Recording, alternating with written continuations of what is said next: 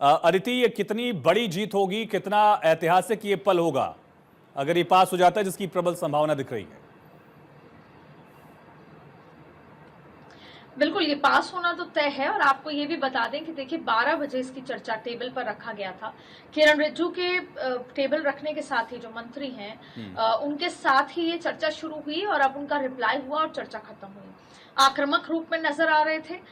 जब उन्होंने टेबल पर रखा तो उस आक्रामकता में एक सहजता नजर आ रही थी। जब उन्होंने एक एक चीज को एक रेशे की तरह समझाया था, मैं उस समय भी संसद में मौजूद थी।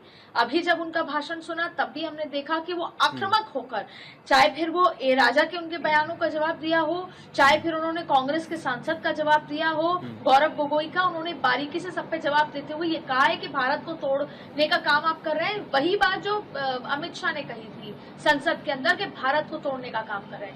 जाहिर तौर पे ये तमाम चीजें हुई और अब आप देखिए आंकड़े। अब इसमें थोड़ा प्रोसेस लगेगा। आप देखिए कि अभी अनाउंस करके सबको अंदर भी बुलाया गया था कि अगर कोई बाहर है, पूरी तरीके से वोटिंग चल रही है, स्क्रीन पे नंबर नजर आ रहे हैं। ऐसे में जाहिर तौर पे पास होता हुआ नजर आ रहा है। लेकिन इसमें प्रोसेस इसलिए लगेगा कि रामचंद्रन जो केरला से सांसद हैं वो अक्सर इसके लिए माने जाते हैं संशोधन के लिए। तो 3 संशोधन तो उन्होंने ही अभी करने की बात है। इसके साथ साथ कांग्रेस के भी कुछ सांसद हैं जिन्होंने 40 के आसपास संशोधन की मांग की है। अब उन सभी पर अब ये देखना होगा कि वो 3 संशोधन या फिर तमाम संशोधन, क्योंकि आपको याद होगा किस तरीके से एआईएमआईएम के जो चीफ हैं ओवैसी, उन्होंने भी कहा था कि मैं संशोधन की मांग करता हूँ। तो एक बात क्लियर करिएगा, ये जो वोटिंग हम देख रहे हैं, मत विभाजन डिवीजन जो है, संशोधन पे भी डिवीजन होगा। ये डिवीजन जो है वो अमेंडमेंट पर है या मेन बिल पर है? क्योंकि शुरुआत में अमेंडमेंट से ही होती है। क्या अमेंडमेंट पर ही मत विभाजन की मांग तो नहीं की गई है कहीं विपक्ष की तरफ से, या मेन बिल है? देखिए पहले बिल पर होती है और फिर बिल में फर्दर जो संशोधन इंट्रोड्यूस करने होते हैं। दरअसल आप देखिए जब जेपीसी में 14 संशोधन हुए थे, जब जेपीसी की रिपोर्ट तैयार हुई, उसके बाद पार्टियों ने अपने संशोधन दिए और संशोधन इनकॉर्पोरेट भी हुए। फिर कैबिनेट में पुराने वाले बिल के ऊपर जेपीसी की रिकमेंडेशन लगाई गई और फिर बिल पारित किया गया। अब वही बिल जो अमेंडेड बिल है वो किरण रिज्जू ने संसद पटल पे रखा संसद के, और अब उस बिल पर और बिल में जो विपक्ष अमेंडमेंट मांग रहा है, जो वो कहता है कि जेपीसी ने इनकॉर्पोरेट नहीं किया, इस बिल में इनकॉर्पोरेटेड नहीं है, वो 40-44 जो विपक्ष की तरफ से बात थी कि ये अमेंडमेंट होने चाहिए, तो उन पर भी डिवीजन होगा, मेन बिल पर भी डिवीजन होगा। इसीलिए हम ये कह रहे हैं कि इसकी प्रक्रिया में अभी समय लगेगा और वही समय अभी आपके सामने नजर आ रहा है। शिखा, अभी लगातार डिबेट को फॉलो कर रही है पार्लियामेंट में, कितना अहम हो जाता है और कितना ऐतिहासिक लम्हा होने वाला है? जाहिर है ऐसे बहुत सारे कानून हैं जो बीजेपी सरकार लेकर के आई है और वक्फ संशोधन बिल को लेकर के लगातार चर्चाएं पहले भी आयुष होती रही है। और जो एज और नोज जो यहाँ पर नजर आ रहा है, जाहिर है ये जो आंकड़े हैं वो अपने आप में बहुत है। जैसा कि अदिति भी जिक्र कर रही थी कि अमेंडमेंट हो या फिर बिल, लेकिन कमोबेश ये जो आंकड़ा है लगभग इसी तरीके से आने की उम्मीद कम से कम बीजेपी और एनडीए को भी इस समय है। और यही वजह है कि इस समय जो आंकड़े 226 के आए हैं और जो मौजूदगी है सांसदों की, ये बता रही है कि आगे भी जो प्रक्रिया होने वाली है डिवीजन की, उसमें लगभग अंतर अगर होगा भी तो बहुत कम होगा। तो एक तरीके से कह सकते हैं कि ये जो बिल जिसको लाने की स्थिति में बीजेपी थी, एनडीए को साथ लेकर के आ रही थी, आज की जो रात है वो ऐतिहासिक होने वाली है, क्योंकि संशोधन की मांग लगातार मुस्लिम समाज की तरफ से भी हो रहा था, जिनकी तस्वीरें आज हमने आयुष देखी भी है, जो जश्न मनाते हुए भी नजर आए। और बहुत जरूरी है ये समझना कि उन मुसलमानों के खिलाफ नहीं है, ये किसी विशेष वर्ग के खिलाफ नहीं है, किसी समुदाय के खिलाफ नहीं है, ये वो लोग हैं जिनको अधिकार देने की कोशिश बीजेपी कर रही है। इसलिए ये जो पहर है, ये जो समय है, वो ना केवल बीजेपी के लिए, ना केवल सरकार के लिए, बल्कि इस समय पूरे देश के लिए बहुत इंपॉर्टेंट है। बिल्कुल अदिति, क्या अपडेट है? अभी तक 390 सांसदों ने वोट डाला है, शायद जो इलेक्ट्रॉनिक मशीन है उसका यूज करके। पर्चियों को लेकर भी स्पीकर बात रख रहे थे, ये रिवाइज हो सकता है क्या आंकड़ा?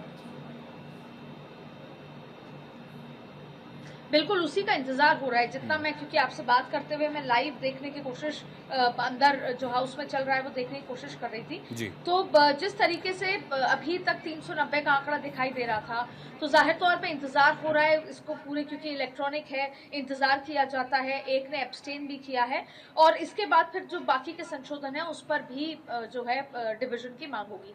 देखिए ये तो तय है, क्योंकि जब हम अभी संसद के अंदर थे तो ये तय माना जा रहा था, विपक्षियों को भी पता है कि ये बिल तो पारित होना ही है।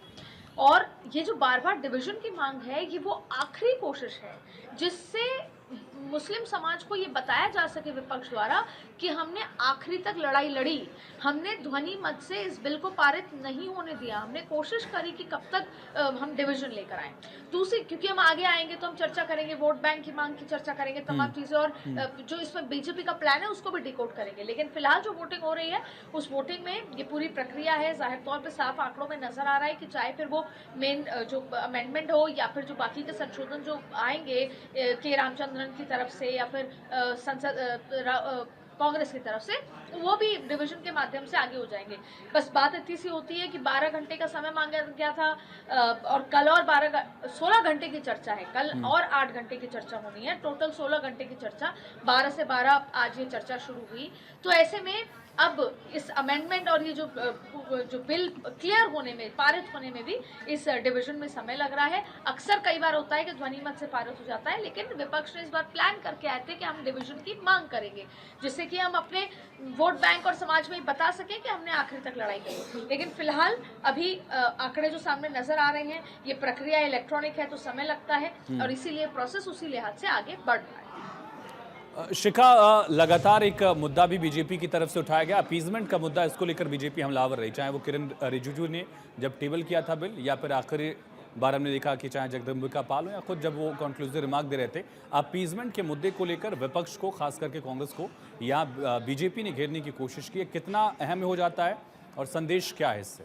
जाहिर है, क्योंकि देखिए बीजेपी की तरफ से जो अपने पॉइंट ऑफ व्यूज रखे गए थे और हमने देखा कि ये चर्चा बहुत लंबी चली है, तो पॉइंट वाइज जो है बीजेपी काउंटर करने की कोशिश करती रही। हमने देखा किरण रिजिजू ने जब सभा में इसकी शुरुआत की, उसके बाद गौरव गोगोई आए, उन्होंने भी बहुत सारे पॉइंट्स रखे।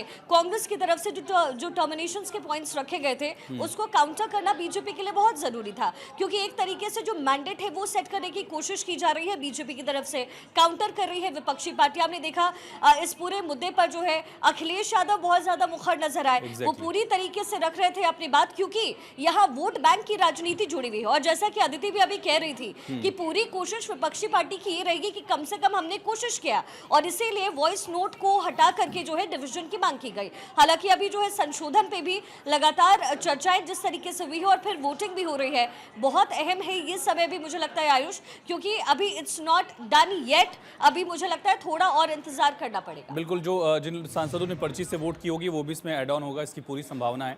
अदिति, लेकिन ये विधेयक अहम कितना था, और खास करके जब बीजेपी के पास अपना पूरा समर्थन नहीं है, बीजेपी नहीं बल्कि एनडीए की सरकार है, इस वजह से कितना अहम हो जाता है, क्योंकि टीडीपी, जेडीयू, एलजेपीआर और अजित पवार गुट, ये ऐसे सांसद इनके दल के हैं जिनको मुस्लिम वोट भी मिला करता था, तो बहुत चैलेंज था। इसके बावजूद सत्ता पक्ष के पास आंकड़ा अगर दिख रहा है, ये कैसे हुआ और कितना चैलेंजिंग था?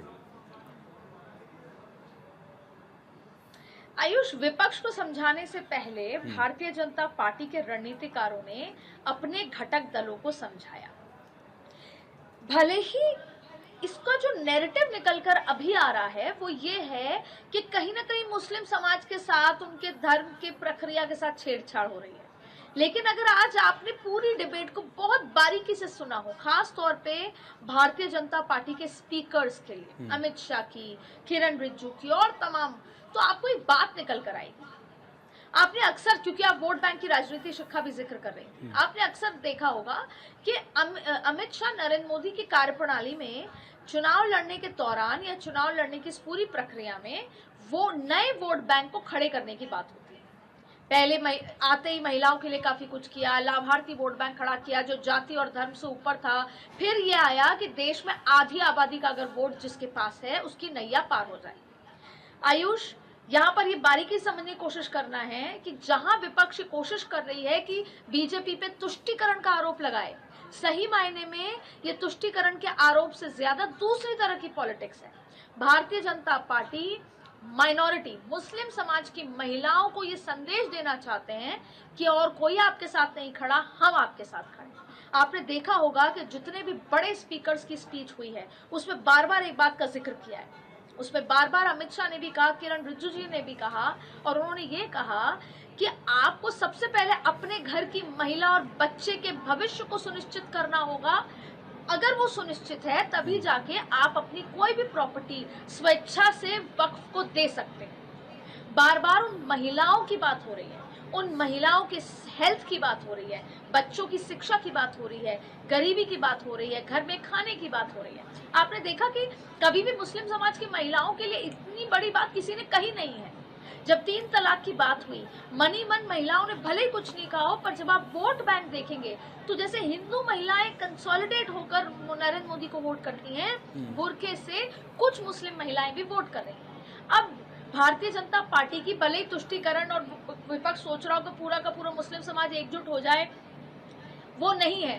भारतीय जनता पार्टी खुद चाहती है कि जैसे पसमानदा मुसलमान हमारे साथ आ रहे थे, आप समझिएगा आयुष, जैसे हिंदुत्व में मंडल कमंडल की राजनीति है, भारतीय जनता पार्टी मुस्लिम समाज में भी मंडल कमंडल, धर्म के अंदर भी जातियों के साथ, और जातियों में भी एक महिला वोट बैंक। अब आप देखिए कि सारी स्पीचेस में महिला सशक्तिकरण, बोर्ड में महिला को शामिल करना, महिलाओं के हित की बात करना, महिलाओं के घर में, अब आप देखिए जिस भी वक्फ की कोई भी संपत्ति होगी, अगर उसमें 5 लाख से ज्यादा की आमदनी होगी तो वहां पर एक एग्जीक्यूटिव रखा जाएगा, और वो एग्जीक्यूटिव ये तय करेगा कि अब इस 5 लाख की आमदनी को किस गरीब घर में अनाज के लिए, गरीबी के लिए, राशन के लिए, अगर हेल्थ इशू है तो हेल्थ के लिए, बच्चे की पढ़ाई के लिए, अनाथ के लिए, बेवा के लिए, खास तौर पे जो जिनके पति चल बसे हैं उन महिलाओं के लिए, जो जैसे कहते हैं कि विडो है, उनके लिए किस तरीके से वो पैसा काम आए।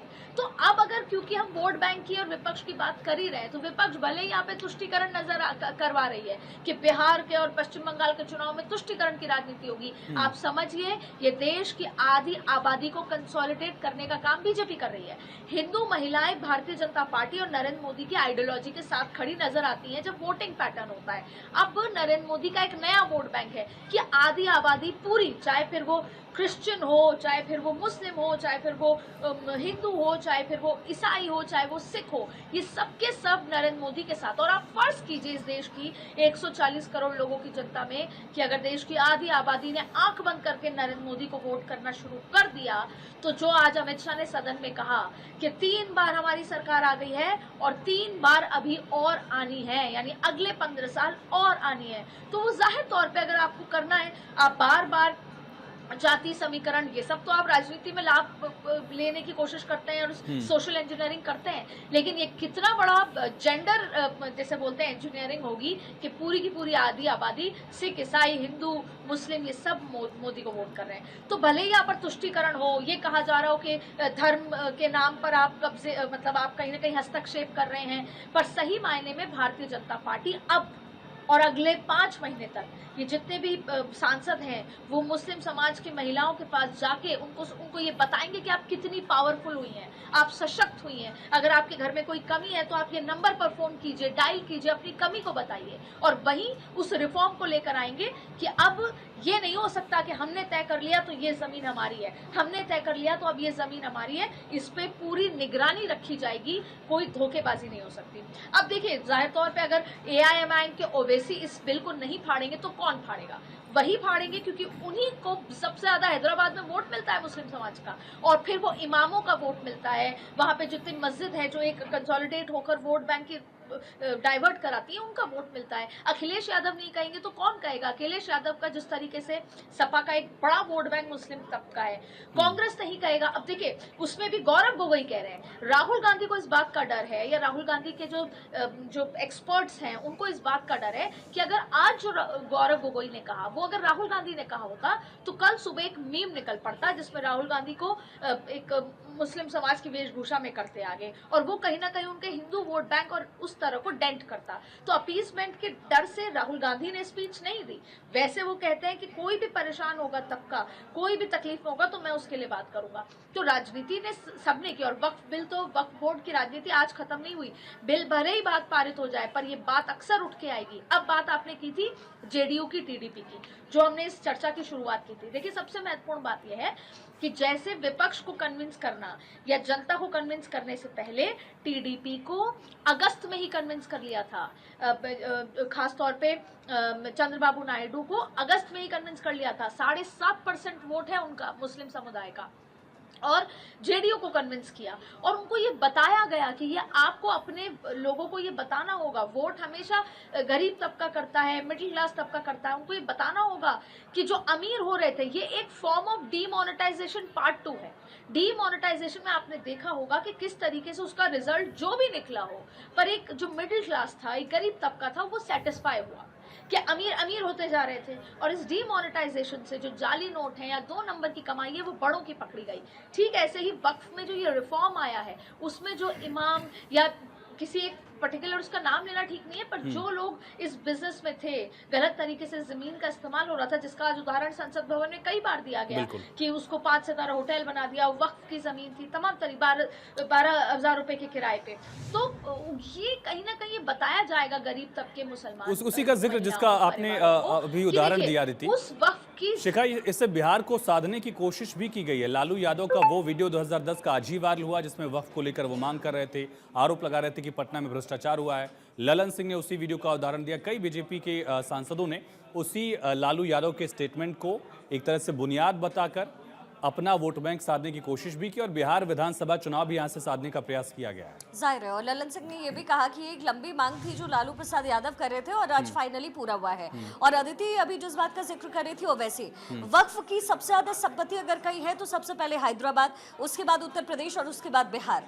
तो ये तीनों ही जगह बहुत इंपॉर्टेंट है और इसलिए असदुद्दीन ओवैसी उसके जो उसकी खिलाफत कर रहे हैं वो जाहिर है वो बनता भी था। अब रही बात बिहार की, तो जाहिर सी बात है बिहार में वोट को कैसे एकीकरण करना है ये बीजेपी जानती है और साथ में ये विपक्षी पार्टी भी जानती है। और शायद यही वजह है कि आरजेडी हो या फिर कांग्रेस हो वो एक साथ इसका विरोध करते रहे, ना केवल बिहार के लिए, आने वाले दिनों में जहां भी चुनाव होने हैं या फिर अगर इस वर्ग को टारगेट करना है तो सबसे बड़ी बात यहां पर यह है कि वोट का एकीकरण करना ये सबसे ज्यादा इंपॉर्टेंट है विपक्षी पार्टी के लिए।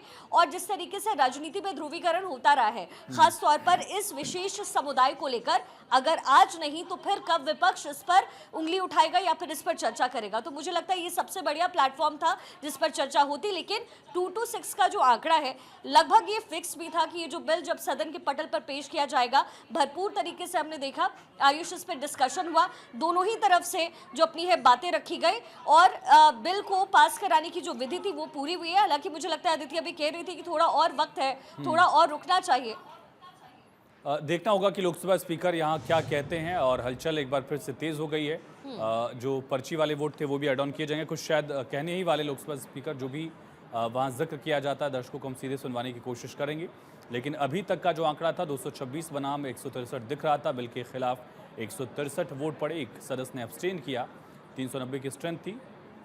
मुमकिन है कि ये फैक्ट जो हैं, ये फिगर्स जो हैं वो यहाँ पर रिवाइज किए जाएँ, जैसा कि कई बार ऐसे मौक़ों पर देखा गया है। लेकिन लोकसभा स्पीकर ओम बिरला जो भी कहेंगे वो एक एक शब्द अहम होगा। और अदिति, ये कितना अहम होगा कि नरेंद्र मोदी की सरकार ने यहाँ पर ये भी दिखाने की कोशिश की है कि जितने भी रिफॉर्म्स होंगे, चाहे वो 370 आर्टिकल 370 को लेकर हो, ट्रिपल तलाक को लेकर हो या नई संसद बनाने को लेकर हो, वक्त की ज़रूरत के हिसाब से जो भी टफ फैसला लेना होगा सरकार लेगी। चाहे सुनिए, कुछ कह रहे हैं लोकसभा स्पीकर, शायद एक बार फिर से आपके पास लौटेंगे अदिति। चर्चा अब एक बार फिर से वहाँ शुरू हो रही है। लेकिन अदिति, जो मेरा सवाल था कि जो भी वक्त की ज़रूरत होगी, चाहे बीजेपी की सीटें 240 हो या 300 पार हो, वक्त की ज़रूरत के हिसाब से बीजेपी फैसला लेगी, मोदी फैसला लेंगे। बिल्कुल। और देखिए, सिर्फ एक ही मुद्दा था मेजर, और वो ये मुद्दा था कि कोई भी कानून से ऊपर नहीं हो सकता। अगर हम संविधान की बात करते हैं और इस देश में है तो कोई भी ऐसे बोर्ड नहीं है जो कानून से ऊपर हो। और वक्फ बोर्ड को ऐसी ताकतें 2013 में दी गई, ऐसा बार बार पक्ष के नेता बोल रहे थे कि वो अब उनको चैलेंज नहीं किया जा सकता कोर्ट में। तो जो थोड़े थोड़े बदलावों की बात है उसमें बार बार ये कहा गया कि निगरानी रखी जाएगी, कोई धांधली नहीं होगी, आप कोर्ट में चैलेंज कर सकते हैं। और एक उदाहरण के तौर पे, क्योंकि जैसे जो नरेंद्र मोदी ने आप बता रहे हैं, जिसका सवाल पूछ रहे हैं, बात इसके पीछे ये है कि आप, आयुष, मैं आपसे सवाल करते हैं कि अगर आपकी जमीन का कोई मसला होगा तो आप किसके पास जाएंगे? आप कलेक्टर के पास जाएंगे, आप डिस्ट्रिक्ट, आप अपने उस तरीके से जाएंगे, आप कोर्ट में चैलेंज करेंगे। और अगर आपके कोई मित्र हैं जो मुस्लिम समाज से आते हैं, अगर उनकी कोई पर्सनल प्रॉपर्टी का मसला है तो शायद वो भी वही करेंगे जो आप करेंगे, वो भी कोर्ट में जाएंगे, अपने कलेक्टर से बात करेंगे जमीन के लिए। तो अगर अब इस रिफॉर्म में कलेक्टर को नियुक्त किया जाता है जमीन के पेपर्स या उस रजिस्ट्री को देखने के लिए,